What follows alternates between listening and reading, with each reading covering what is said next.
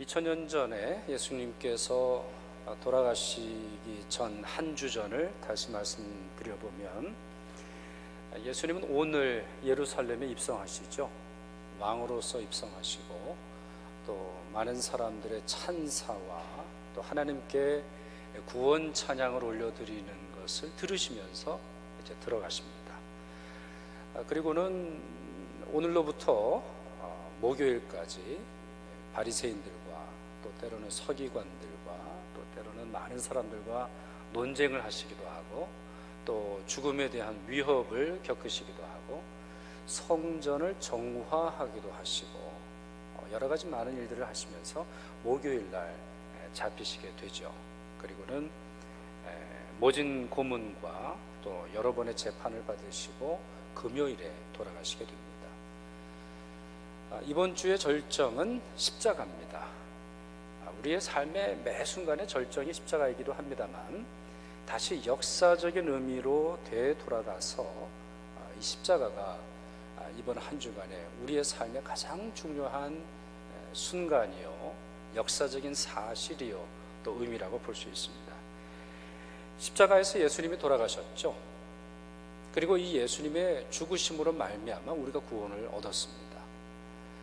그런데 이 사실에 있어서 이와 같은 신학적인 사실, 또 이와 같은 복음의 사실에 우리가 잘 알고 있습니다만, 예수님의 십자가에서 예수님만 돌아가신 것은 아니었습니다. 예수님이라고 하는 한 인격만 죽으신 것이 아니었어요. 사실 우리의 생각, 우리의 이성으로는 참 판단하기 어려운 그런 죽음이 함께 동반이 됩니다.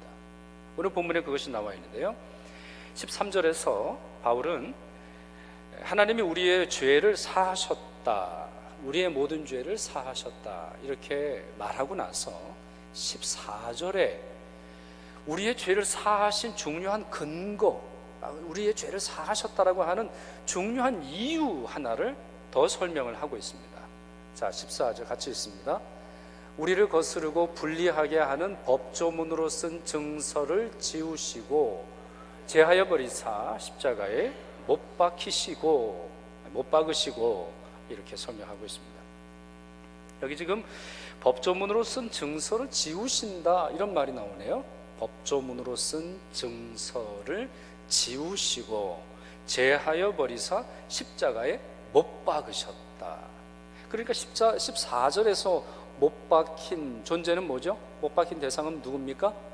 법조문입니다. 법조문.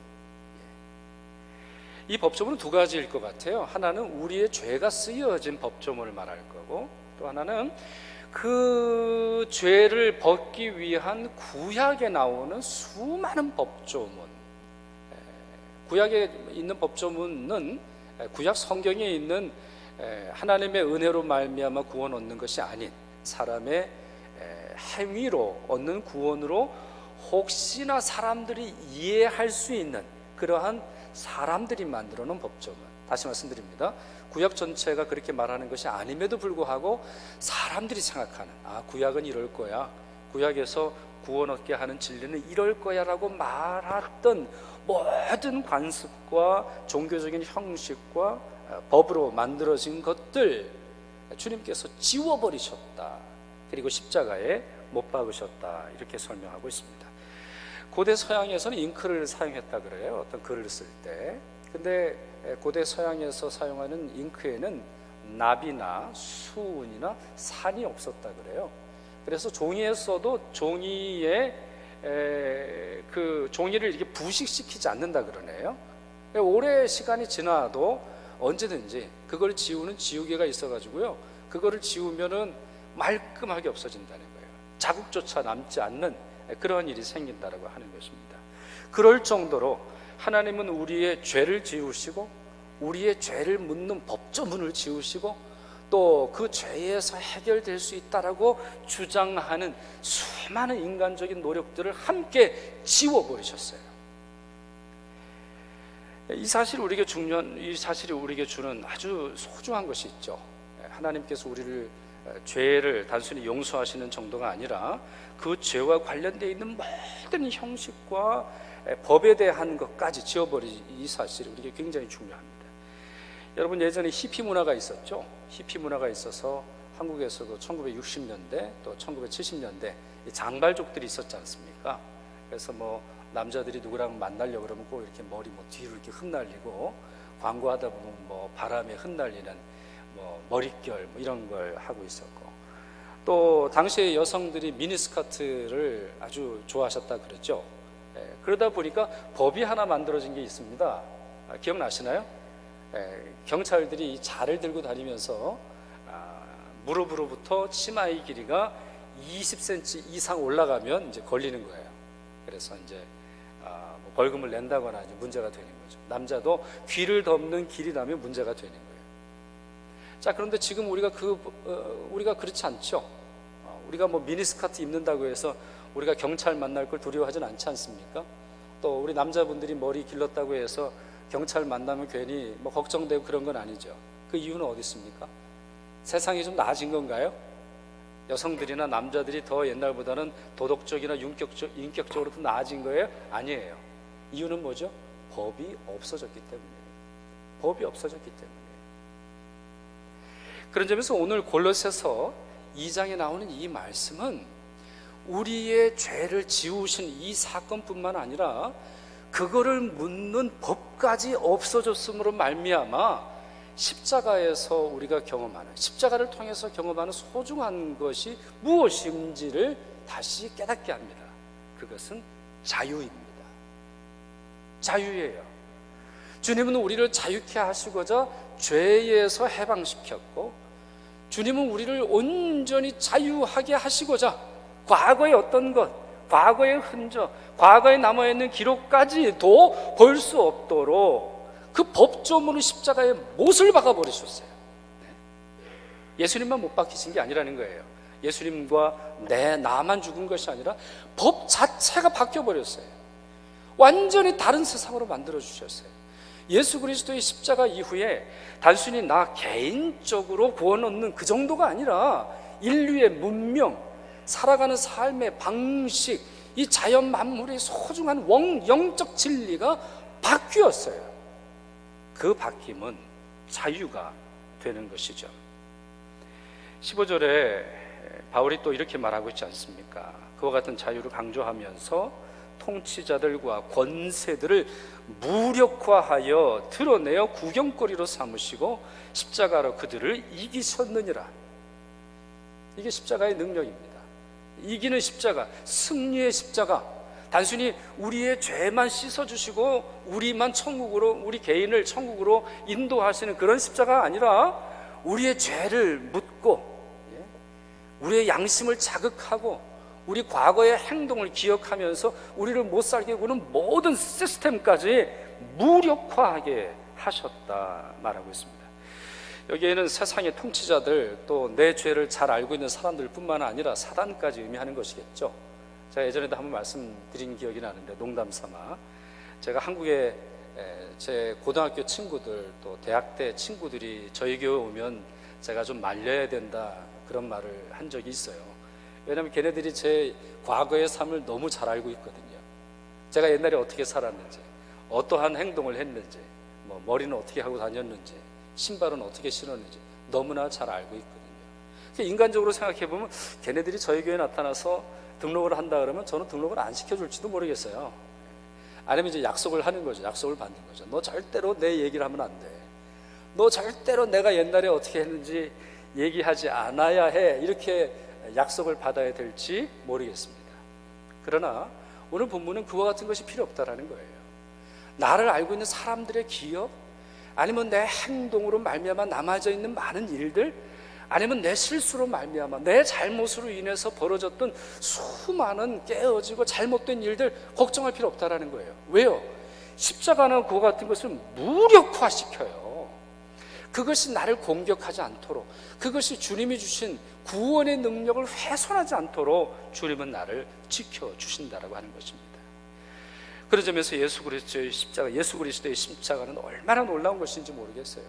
얼마나 위대한 것인지 모르겠어요. 얼마나 능력 있는지 모르겠어요. 그렇게 이 십자가를 믿는 사람들에게 있어서는 율법을 두려워하지 않고 다시 형벌을 두려워하지 않고 과거에 내가 했던 잘못이 들추어낼까 두려워하지 않으며 오직 은총으로 나아가는 삶을 살아가게 되는 것입니다.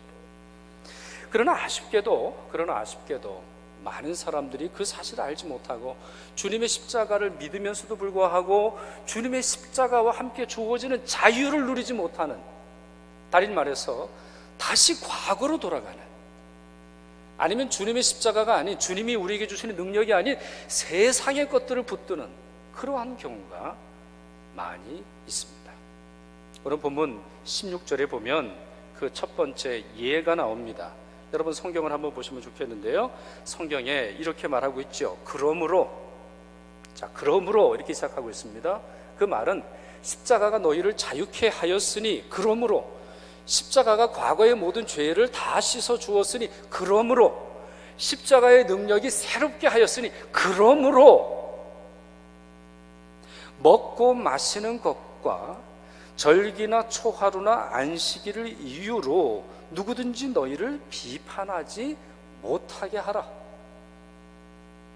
자, 여기서 나오는 먹고 마시는 것, 우리의 일상이 먹고 마시는 것은 아닙니다. 이것은 구약 율법이 정해놓은, 그리고 유대인들이 아주 철통과 같이 믿는 그러한 구원의 원리로 말하는 것들인데요, 그와 같은 것들 먹든지 마시지 않든지, 아니면 안식일을 이유로, 여기서 안식일은 이제 우리가 지키는 주일하고는 좀 다른 의미가 있습니다만, 여러분 저희는 주일을 지키죠. 우리는 썬데이를 지킵니다. 왜 그럴까요? 썬데이가 주님이 부활하신 날이기 때문에 그래요. 유대인들에게서는 안식일이 토요일입니다. 금요일 밤부터 토요일 해지기 전까지가 안식일인데요, 이 안식일과 관련된 아주 복잡한 규정들이 있었어요. 주님은 안식일의 주인이 인자라고 말씀하셨는데도 그렇지 않고 법칙과 세세한 것들로 사람들을 무겁게 하는 것들이 있었단 말이에요. 그런 것들 십자가의 자유로, 십자가에서 주시는 자유함으로 다시 받아들일 필요가 없다, 이렇게 말씀하고 있습니다. 예수 그리스도께서 십자가에서 죽으심으로 말미암아 또 구원의 온전한 지경을 열어주셨기 때문에 과거에 그런 모습이 필요 없습니다. 물론 그러면 구약에 있는 내용이나 이와 같은 것은 아무 필요 없는 것인데 했던 것이냐? 그거는 아닙니다. 오늘 본문 17절을 보면 그와 같은 것은 무엇입니까? 예수 그리스도의 그림자라고 했습니다. 그림자예요. 그것도 가치가 있는 거예요. 그것도 필요한 거예요. 그것도 주님이 주신 거예요. 그런데 그것은 그림자로서 역할을 합니다. 어떤 그림자요? 그리스도의 그림자이죠. 16절에 이렇게 말하고 있지 않습니까? 이것들은 장래일의 그림자이나 몸은 그리스도의 것이니라. 그러니 예수 그리스도께서 오셨는데 왜 그걸 선택을 해야 합니까? 예수 그리스도의 십자가로 말미암아 자유하게 되었는데 왜 그것을 다시 붙드는 겁니까? 과거에 있어서 그와 같은 것들, 율법으로서 우리에게 주는 그 구원의 의미를 우리는 굳이 받아들일 필요가 없다, 이렇게 말하고 있습니다. 또 두 번째 유형이 있죠. 18절에 있는 말씀인데요, 여러분 18절의 말씀 한번 같이 읽을 때 바울이 뭐라고 말하고 있는지 여러분 그 단어를 한번 주목해 보시면 좋겠어요. 자, 18절 같이 읽습니다. 아무도 꾸며낸 겸손과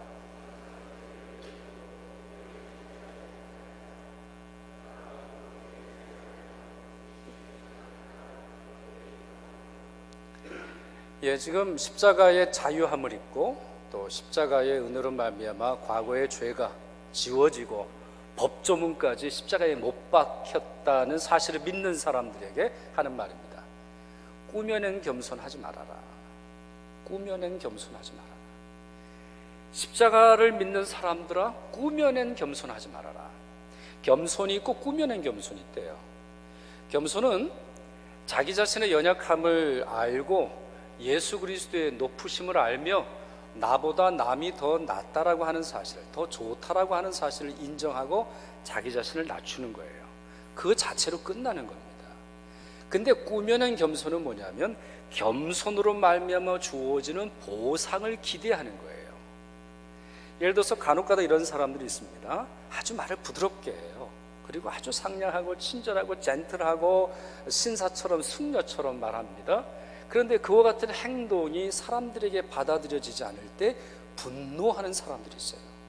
꾸며낸 겸손이죠. 겸손은 겸손으로 가치가 있는 것이지, 겸손으로 말미암아 무엇이 주어질까 기대하면 겸손이 되지 않습니다. 또 꾸며낸 겸손 어떤 것이 있습니까? 여기는 종교적인 것이 있죠. 금식을 한다거나, 금식을 할 때 성경에서는 말끔하게 씻고 머리에 기름도 바르고 이래야 되는데 금식하는 티를 내는 분들이 있죠. 기도하는 티를 내는 분들이 있습니다. 아니면 기도원 갔다 온 티가 나는 분들이 있어요. 그거 자체 뭐 티를 내느냐 티를 내지 않느냐 이것까지 큰 문제가 될 수는 없겠습니다만, 문제는 뭐죠? 그것으로 말미암아 사람들의 칭찬과 사람들의 보상을 기도하고 있다면 그것은 십자가의 사람이 아닙니다. 십자가의 자유가 아닙니다. 십자가의 자유는 내게 금식하게 하시는 하나님의 은혜에 감사하는 거예요. 십자가의 자유는 내게 기도하라고 하시는 하나님의 은혜에 감사해서 내 자유를 기도에 헌신하는 거예요. 금식과 기도와 헌금과 수많은 봉사를 통해서 사람들의 칭찬에 목말라서는 안 돼요. 그것은 십자가가 우리에게 준 자유와 부합되는 것이 아닙니다. 또 어떤 것이 있습니까? 꾸며낸 겸손뿐만 아니라 천사 숭배를 이유로 너희를 정죄하지 못하게 하라, 이런 말이 나오네요. 이 천사 숭배라고 하는 것이 골로새 교회에 어떤 것인지 정확하게는 알 수는 없지만 당시의 많은 일들을 보면 천사를 봐야 신앙이 좋은 것처럼 행동하는 사람들이 있었던 것 같습니다. 아니면 천사의 음성을 들어야 기도 좀 제대로 하는 것처럼 행세하는 사람들이 있었던 것 같아요. 달리 말해서 뭔가 보고, 뭔가 듣고, 뭔가 촉각으로 느껴지고, 뭔가 자기 삶 속에서 벌어지는 일들을 봐야 믿음의 온전함이 있는 것처럼, 오늘 주제로 말씀드려서 십자가의 사람인 것처럼, 십자가의 자유가 있는 것처럼, 십자가의 은혜인 것처럼 주장하는 사람들이 있더라는 거예요. 말씀의 후반절을 보세요. 그가 그 본 것에 의지하여 그 육신의 생각을 따라 헛되이 과장하고 있다. 과장하고 있다는 거예요. 십자가를 십자가의 은혜를 십자가의 은혜로만으로 받지 못하고 과장하고 있어요. 거기에 페인팅을 하고 있는 거죠. 거기에 데코레이션을 하고 있는 거예요. 거기에 천사 숭배를 얹어 놓는 거예요. 예수 그리스도의 십자가면 그걸로 끝날 수 있는데, 그것으로 말미암아 우리의 죄와 우리의 죄를 묻는 법조문과 그리고 우리를 묻는 사단의 모든 통치력까지도 무력화시키셨는데, 어떤 사람들은 어떻게 한다는 거예요? 아주 우스운 행동을 하고 있어요. 천사를 불러들이고 천사의 음성을 들으려고 한다는 것이에요. 이 문제의 심각성은 그들이 머리를 붙들지 않는다, 그들이 예수를 붙들고 있지 않다, 그들이 하나님이 주신 자유, 예수 그리스도의 십자가로 말미암아 주어진 자유를 이상한 일에 쓰고 있다, 이렇게 가르쳐 주고 있습니다. 여러분, 이 문제는 사소한 문제가 아닙니다. 이 문제는 오늘 성찬식을 해야 되기 때문에 제가 길게 설명드리거나 논리적으로 설명드리지는 않겠습니다만 우리의 문제이기도 합니다. 우리의 문제이기도 합니다. 예수 그리스도의 십자가를 믿으면서도 예수 그리스도의 십자가로 말미암아 우리의 죄가 용서함 받았다라고 하는 사실을 인정하면서도, 그리고 주님이 주시는 그 자유를 따라 살면 된다라고 하는 사실을 기억하고 인정하면서도 이상하게 살아가는, 과거로 돌아가는, 과거의 죄악이 가득 찬 삶으로, 아니면 세상에 있는 여러 가지 것들을 붙든다거나, 아니면 성경에서 말하고 있지 않은 이상한 신비적인 것으로 십자가를 훼손하는 경우들이 얼마나 많이 있는지 모르겠습니다. 그렇다면 우리의 자유는 어디를 향해야 될까요? 우리의 죄를 용서해 주시고 법조문까지 십자가에 못 박아버리신 예수 그리스도께서 우리에게 자유를 주셨다면 그 자유는 과연 어디로 가야 하겠습니까?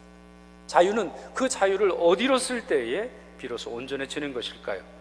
갈라디아서 5장에 이런 말씀이 있습니다. 같이 한번 읽어봤으면 좋겠는데요. 갈라디아서 5장 14절, 갈라디아서 5장 14절, 슬라이드가 있을 텐데요. 네, 이 말씀 같이 읽겠습니다.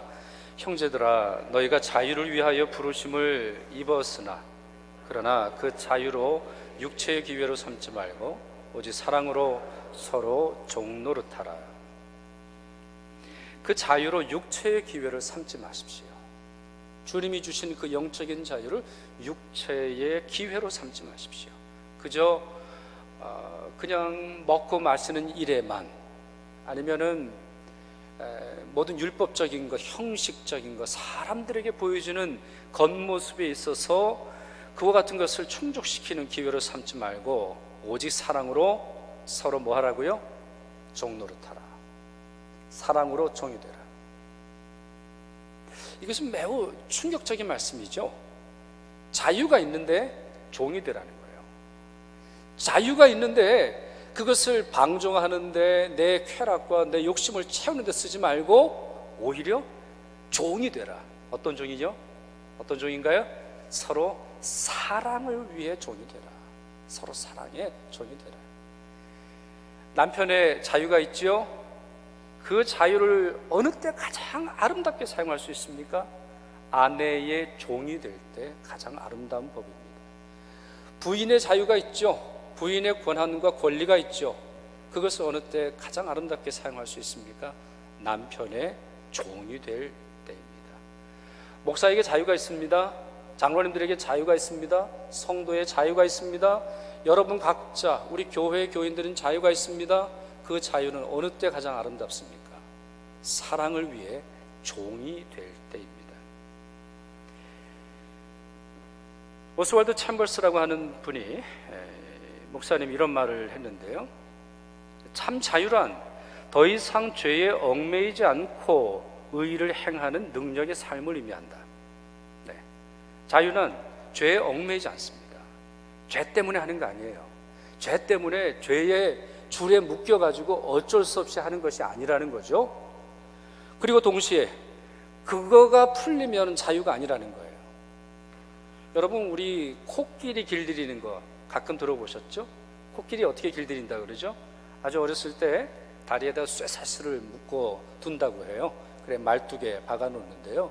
어느 순간 되면은 이제 이 코끼리가 좀 벗어나려고 뭐 이것저것 하다가 안 된다라는 거예요. 포기하는 거예요.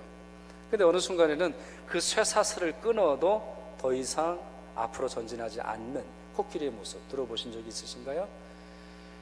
죄가 아무리 끊였어도 죄의 습관과 내 자신의 욕망에 길들여진 것으로는 아무것도 되는 것이 아닙니다. 자유가 주어졌는데 선도, 의로움도, 공의도, 정직도, 성령의 은총도, 성령의 역사도 아무것도 없다면 무엇으로 말미암아 여러분에게 자유가 주어졌을 그 이유를 설명할 수 있겠습니까? 방종은 나의 옛사람이 원하는 것을 행하겠다라고 하는 고집이다. 이게 방종이라는 거예요. 방종이라고 하는 건 뭐냐? 옛사람으로 돌아가겠다. 성도들의 방종과 세상의 방종은 달라요. 성도들의 방종은 두 가지예요. 하나는 제멋대로 살아가는 것도 방종이고, 옛 삶을 고집하는 것도 방종이에요. 주님이 은혜를 주셨는데도 아직 죄의 삶에 묶여있는 것도 방종이에요. 주님이 원하시는 선한 삶을 살아야 하는데 그걸 살지 못하는 것도 방종이에요. 왜요? 여러분을 자유케 하시는 주님의 뜻에 합당한 것이 아니잖아요. 보네퍼라고 하는 목사님 가끔 제가 인용을 합니다. 이분은 아주 전도가 유망한 신학자였어요. 이 베를린 대학에서 가장 젊은 나이에 박사학위를 받았었고, 가장 젊은 나이에 교수가 된 사람이었었고, 또 가장 탁월한 교수 밑에서 배웠고, 또 교수로 추천받은 그런 사람이었어요. 근데 이 보네퍼는 2차 대전이 벌어지고 나서 이 나치, 특별히 이 히틀러가 하는 일들이 하나님의 일이 아니라는 것에 확신을 했어요. 근데 많은 목사들은요, 히틀러가 문제다 이렇게 주장할 용기와 생각이 없이 어정쩡하게 말을 했어요. 여러분, 우리는 생명을 사랑해야 합니다. 예를 들어서 그 당시에는 어떻게 설교를 했어야만 합니까? 2차 대전은 죄악입니다. 독일은 죄악을 저지르고 있습니다. 이렇게 설교해야 될 때 여러분, 꽃을 사랑하십시오. 여러분, 정의를 사랑하십시오. 아주 부드러운 말로, 아니면 사람들의 말을 가현적으로, 실체가 없는 그러한 실천으로 많이 말을 하고 있을 때에 이 보네퍼 목사는 이 히틀러를 암살하려고 하는 암살단에 가입을 하게 되죠. 그가 잡혔고 또 그가 나중에 사형당하게 되는데요. 그가 자유를 찾는 길이라는 시를 썼습니다. 자유를 찾는 길. 자유가 뭐냐? 자유가 뭐냐? 이 시대 속에서 2차 대전이 벌어지고 사람들을 올가매고 있고 전쟁이 아니고는 하일 히틀러를 하지 않으면은 마치 독일인이 아닌 것처럼 말하던 그 시대에 자유란 뭐냐? 자유를 주장하는 그리스도인은 어떤 삶을 살아가느냐? 그가 이렇게 시를 썼습니다. 하고 싶은 일을 하려 하지 말고 옳은 일을 하려고 하라. 하고 싶은 일을 하려고 하지 말고 옳은 일을 해라. 이게 자유다. 가능한 것 속에 떠있지 말고 용감하게 현실적인 것을 붙잡아라. 가능성. 여러분, 우리도 그래요. 우리도 세상이 좋아지면 얼마나 좋을까? 난민이 행복하면 얼마나 좋을까? 세상에 가난한 자가 없으면 얼마나 좋을까? 세상에 많은 사람들이 행복하고 고아는 없어지고 과부는 없어지고 질병이 없어지면 얼마나 좋을까? 예상과 예측과 사고와 가능성 속에 떠 있는 거예요. 완전히 떠돌아다니는 거예요. 구체적으로 용감하게 현실적인 것들을 붙잡는 노력, 여러분 어떤 노력을 하고 계세요? 저희가 난민에 대한 헌금을 하고 있고 또 난민에 대한 이야기를 많이 하고 있고 우리 주변에 있는 가난한 사람들에 대한 이야기를 많이 하고 있고 세상에 예수 그리스도가 없이 죽어가는 사람들이 많이 있는데, 만약에 여러분들이 그 많은 사람들이 행복했으면 좋겠다 라고만 생각하신다면 그저 떠 있는 거예요. 여러분의 자유를 그냥 세상의 물결 속에 둥둥 떠다니게 하는 것과 똑같은 거예요. 자유는 사고의 도피 속에 있지 않으니 그것은 행동 속에만 있다. 소심한 망설임에서 삶의 풍파 속으로 나와라. 자유가 있으니까. 자유가 있으니까 소심한 망설임에 머무르 있지 말고 그 자유를 삶의 풍파 속으로 나오도록 해라. 하나님의 계명과 신앙만을 의지하라. 그리하면 자유는 기쁨으로 내 영혼을 맞이하리라. 이게 진짜 자유라는 거예요. 이게 진짜 자유라는 거예요. 그저 상상만 하는 자유는 자유가 아니라는 겁니다. 그저 예상만 하는 자유는 자유가 아니라는 거예요. 소심한 망설임 속에서 가만히 있는 것은 자유가 아니라는 것이죠.